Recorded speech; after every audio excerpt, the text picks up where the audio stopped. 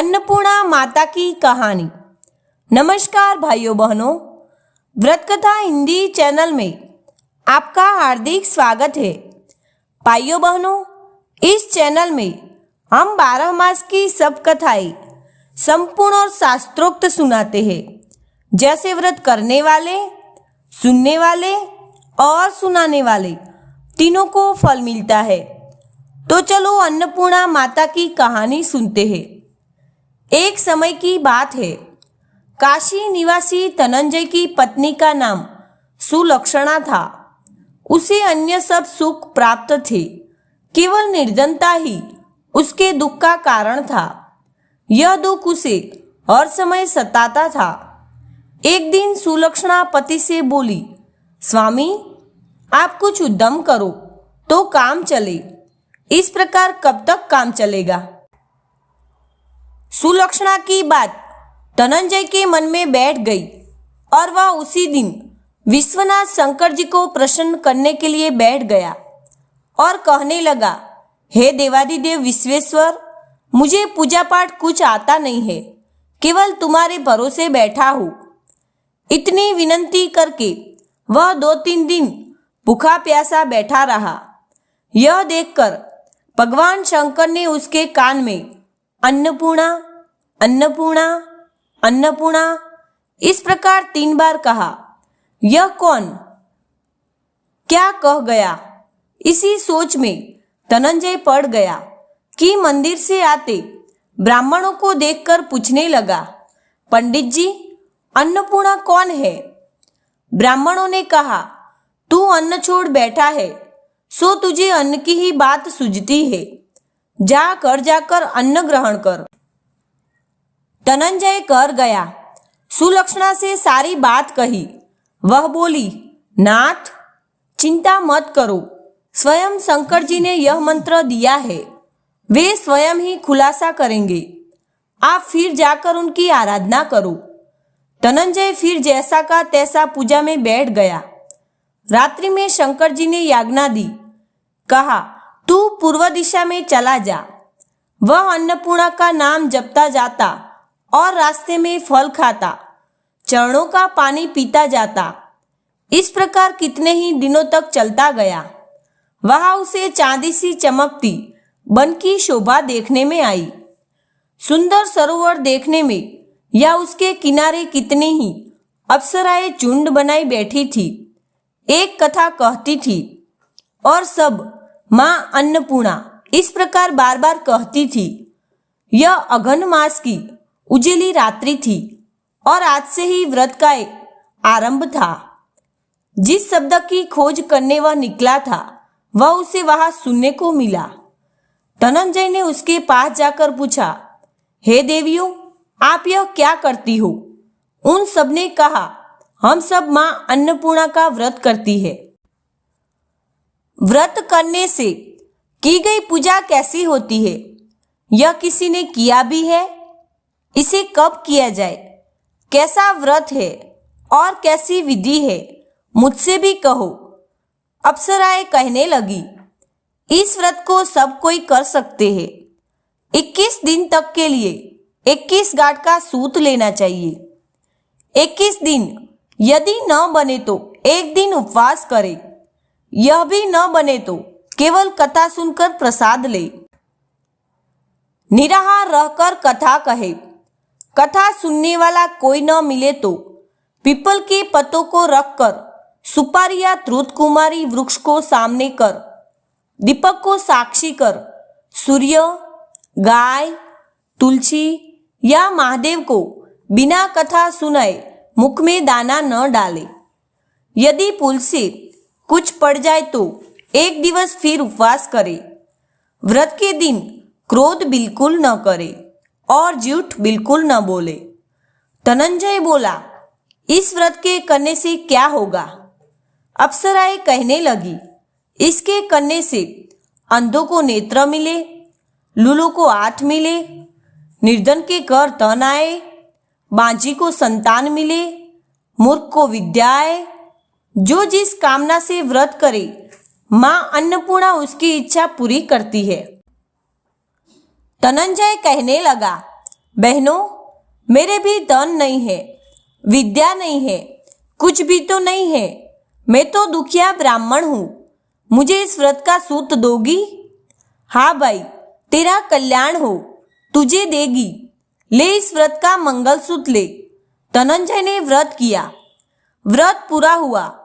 तभी सरोवर में से 21 खंड की सुवर्ण सीढ़ी हीरा मोती जड़ी हुई प्रकट हुई। धनंजय जय अन्नपूर्णा, जय अन्नपूर्णा कहता जाता था। इस प्रकार कितनी ही सीढ़ियां उतर गया तो क्या देखता है कि करोड़ों सूर्य से प्रकाशमान अन्नपूर्णा का मंदिर है। उसके सामने सुवर्ण सिंहासन पर माता अन्नपूर्णा विराजमान है। सामने भिक्षा हेतु शंकर भगवान खड़े हैं। देवांगनाएं चंवर डुलाती है। कितनी ही हथियार बांधे पहरा देती है। धनंजय दौड़कर जगदम्बा के चरणों में गिर गया। देवी उसके मन का क्लेश जान गई।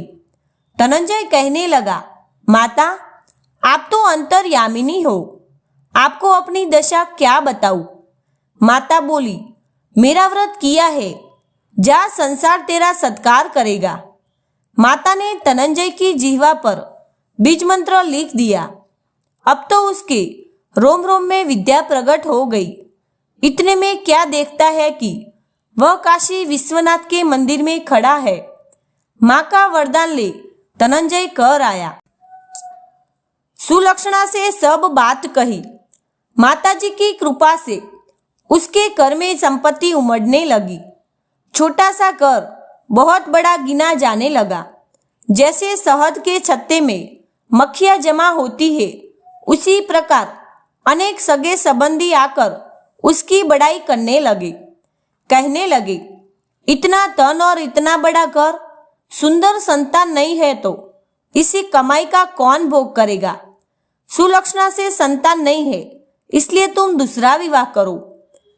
अनिच्छा होते हुए भी धनंजय को दूसरा विवाह करना पड़ा और सती सुलक्षणा को सौत का दुख उठाना पड़ा।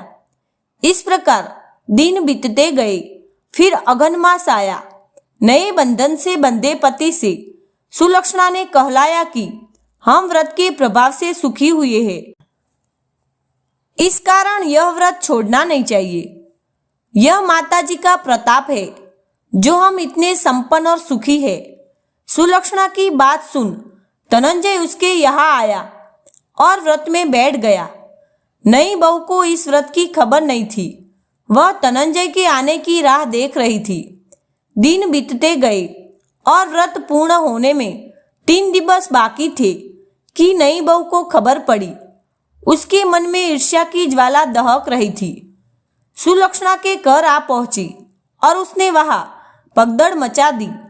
वह धनंजय को अपने साथ ले गई। नए घर में धनंजय को थोड़ी देर के लिए निंद्रा ने आ दबाया। उसी समय नई बहू ने उसका व्रत का सूत तोड़कर आग में फेंक दिया। अब तो माताजी का कोप जाग गया।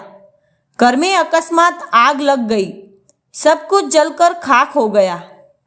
सुलक्षणा जान गई और पति को फिर अपने घर ले आई।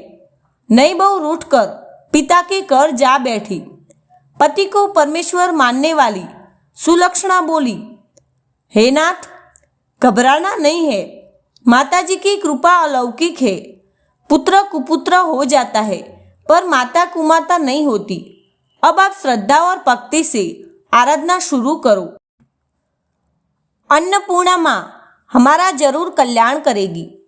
धनंजय फिर माता के पीछे पड़ गया। फिर वही सरोवर सीढ़ी प्रकट हुई।